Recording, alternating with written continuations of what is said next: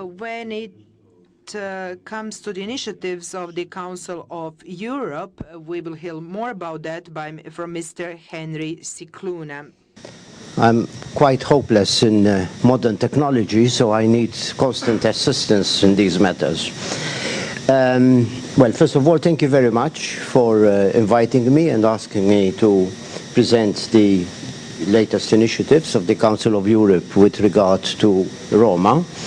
I should say that the Council of Europe, like a lot of other organizations, is often criticized of not doing enough, of not doing it well enough, and of not being effective.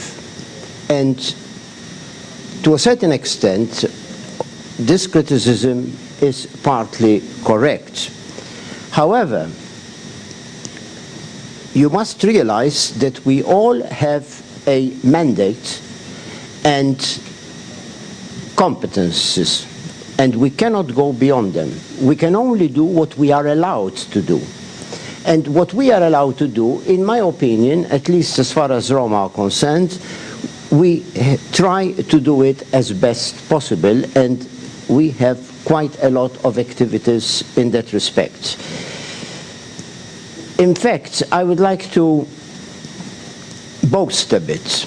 I think that we are the very first organization, I don't want to be dogmatic, but I think we are the first organization in Europe to deal with Roma issues. And the first recommendation of and this was the Parliamentary Assembly of the Council of Europe, dates back to 1969, 43 years ago. It was a recommendation which concerned only Western travelers. At that time, the Roma in Eastern Europe were practically unknown. And it was after 1989 that the Parliamentary Assembly issued a large number of recommendations. I've only wanted to list there the three most recent ones. One on the situation of the Roma in Europe, another one on asylum seekers in Europe, which is one of the big problems today, and Roma migrants in Europe, another. And they are preparing, the Parliamentary Assembly is preparing a fourth one on Roma children. There is a Turkish parliamentarian who is rapporteur preparing this recommendation. We are also, to a certain extent, pioneers in having, since the year 2000, adopted a whole set of standards in education, in health, in housing, in employment, on halting sites for travelers, on mediation. And what's more, we have also, together with all those standards, a framework policy, a recommendation on a framework policy. We have had a framework strategy with standards for every single aspect of life for now quite a number of years. And in fact, I must admit that sometimes I get rather angry when I hear government officials saying, but we can't do this because we need standards. And very often, these government officials are coming from governments that have drafted and adopted and committed themselves to applying these very standards. But once adopted, unfortunately, in many countries, they were undoubtedly put aside. Now, what is our objective? We don't want to assist the Roma. We would like to empower the Roma. We would like to build their capacity to take responsibility for themselves and for their future life. We want them to be able to stand up and say proudly, we are Roma, we want to defend our rights. These rights are not privileges, they are our rights. And we have three initiatives which we have taken in that respect. The first one is the European Roma mediators program, which we are doing together with the European Commission. It's a joint program. And also heavily financed by the European Commission. Now, we didn't invent mediators. Mediators have been in existence for quite some time. They have been in use in Romania, particularly in Bulgaria and other countries, and they've been proven to be a very effective tool. However, what we wanted to do is to present the mediator as a human rights agent. For us, going to education, having health services, having an employment are not privileges which you go and beg for because you are a Roma. They are rights which they have like everybody else. So we conceived the mediator as a neutral intermediary who assists in improving communication and cooperation between Roma and public institutions, stimulates responsibility and involvement, this is absolutely basic, and empowers the Roma community to take responsibility for their health and for their children's schooling. And for this purpose, we prepared a framework curriculum and a European Code of Ethics for mediators. Mediators in some countries where there have been incidents where mediators, education mediators were used to, for example, clean the classrooms. This is not the role of a mediator. And we had a pool of trainers to train the mediators. We've trained over 700 already. We're hoping to have trained over 1,000 by the end of the year. And these are the beneficiaries so far of this program.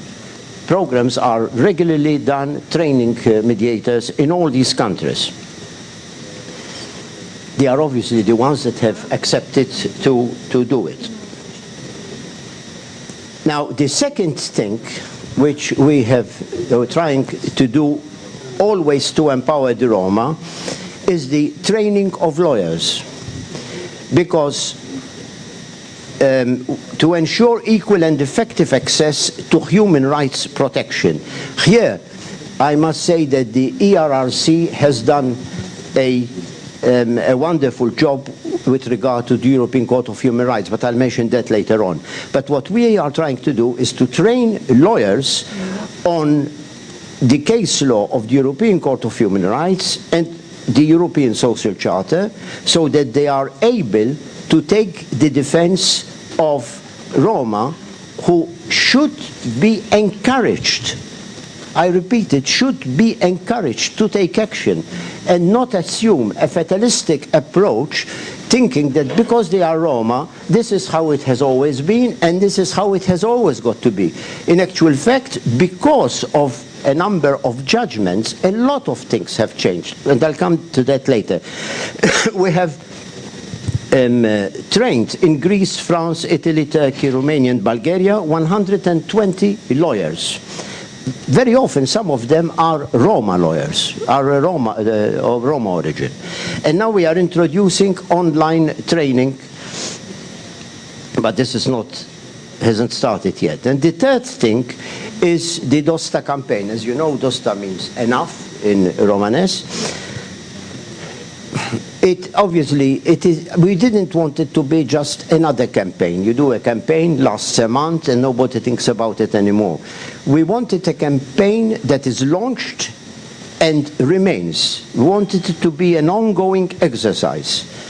And we have a multilingual website which includes multimedia and visibility material. The idea is to combat prejudices and stereotypes against the Roma.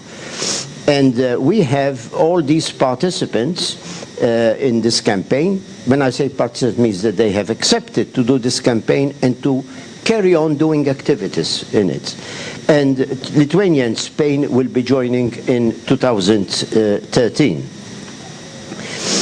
Now, the second aspect of our work concerns, we are very keen on this exchange of policies. I have noticed that even during this meeting, how some countries have come up with ideas or with good practices. Like, for example, saying, oh no, that's not how we do it in Bosnia-Herzegovina. We did, in this such a case, we do it this way. Very often, these practices are not necessarily known. The communication is not good enough. Now, we have set up a database on policies and good practices. And this is fully operative, and it can be consulted by anybody, particularly, we hope, by government officials and by local authorities. Please, time, time, please. Yeah, all right, yes, wait. So that's the database. Then the second thing is the European Alliance of Cities and Regions for Roma Inclusion. I think that this was proposed at the Summit of Mayors in September. And the idea is to have a network of towns and cities where Roma live, to exchange practices, meet together, have seminars, have joint meetings.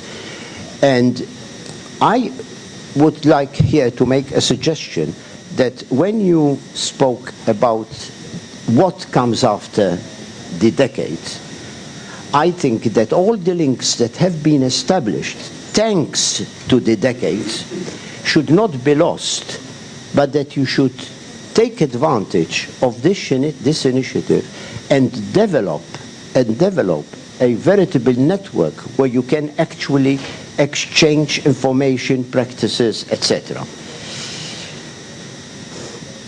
We have an intergovernmental committee, and I won't explain what we do, but one thing which we do, which I think is important to mention, and that is we have something quite innovative, thematic exchanges of experience and good practice. What we do is there's one country picks up 4 or 5 other countries, and then they meet and they discuss an issue. And the ones that have been planned are one relating to nomadic groups, which is being done in Belgium, inclusive education, which is done in Prague and Košice, and school dropouts and absenteeism of Roma girls, which will be done in Helsinki. Now, I'll just go very quickly over the human rights dimension, because I think it's extremely important, as that this is the hallmark of our organization. We have the European Court of Human Rights, whose judgments are binding, and member states must, not should, must conform to them. Most of the time they do, but we've heard already this morning that they don't always do.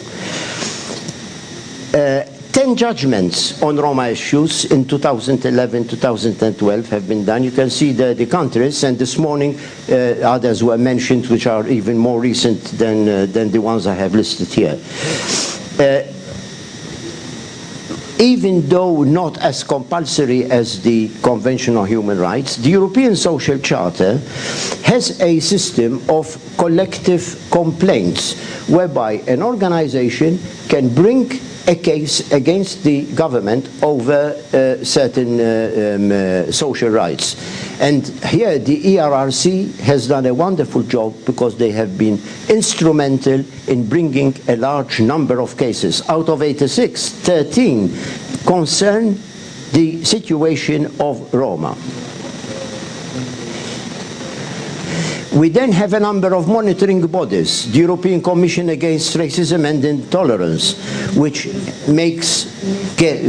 has field studies in different countries and makes periodic reports.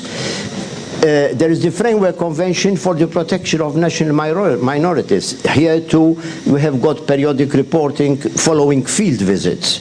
And the Commissioner for Human Rights, who incidentally has recently published a very, very important documentary report on the human rights situation of Roma and Sinti. And to finish, I should like to mention that we do every 2 years a conference on gender equality to discuss these inequalities, early marriages, forced sterilization. We had a third meeting in Spain last year, and the fourth one will be in Finland in 2013. Now, I would like, and I am really finished, this is finished now. I would just like to say that I was very impressed this morning when Mr. Gokchen spoke, and at the end he said, what to do? What to do? He seemed to be desperate what to do, particularly when you have judgments of the Court of Human Rights which are ignored. Now, I say what you shouldn't do is give up. What you shouldn't do is surrender to this type of bullying. What we should do is to persist and persist first courteously and then perhaps nastily. But we have to persist, because we must, if we give up, then we are back to square one. That is my and whenever there are, today with modern technology, we can spread the news all over the place, repeatedly. These countries who ignore the judgments should be mentioned repeatedly, on and on, in newspapers, on television, everywhere. And here the NGOs have got a big role to play. And the politicians who use discrimination in the hate speech, they should be named and shamed in newspapers, on television, and wherever it is possible. Thank you very much.